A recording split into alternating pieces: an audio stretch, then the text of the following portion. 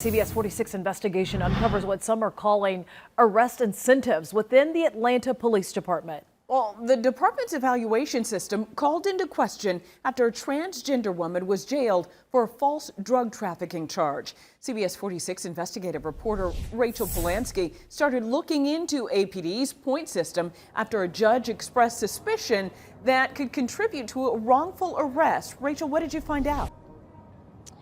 Well, quite frankly, it depends who you talk with. Now, an APD officer who did not want to be interviewed for fears of being fired shared this performance evaluation chart with me. And as you can see right here, you can see that different actions have different points. Now, APD did defend this system, and they told me that there are not quotas. And in fact, this is simply just an assessment tool. 6 years after Jazima Goldring was stopped for jaywalking in Midtown Atlanta and taken into custody on grounds that she could be trafficking cocaine, federal judge William Ray shed light on APD's point system, saying in testimony, quote, "The court is concerned that such a system may create perverse incentives for officers."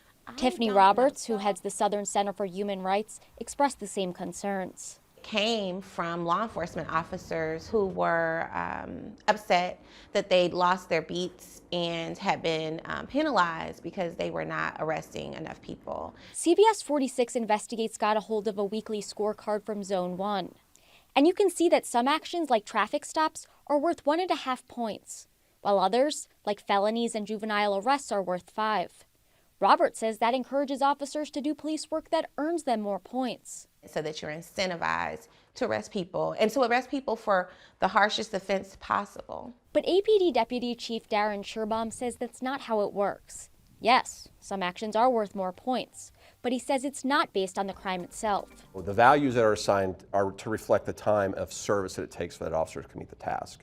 For example, he says officers complete traffic stops relatively quickly, so they're worth less points than a juvenile arrest, which takes up more of an officer's shift. That is a fair reflection of how much time is an officer out of service for those functions. He went on to say that officers don't have quotas and they are not penalized based on their total scores. But we also noticed that officers who met their target goals received comments like highly satisfactory, while those who didn't received remarks like unacceptable.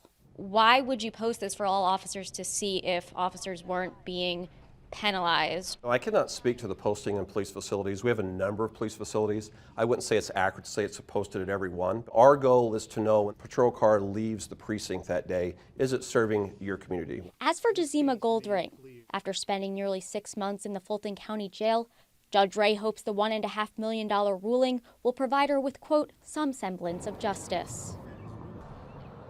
And I do want to mention that after I shared this performance evaluation chart with APD for Zone 1, they did tell me that there is a more updated evaluation chart here that they shared with me that includes incentives for officers who use diversion and other alternative forms of policing. And they told me that they would make sure that Zone 1 gets copies of this most updated evaluation chart.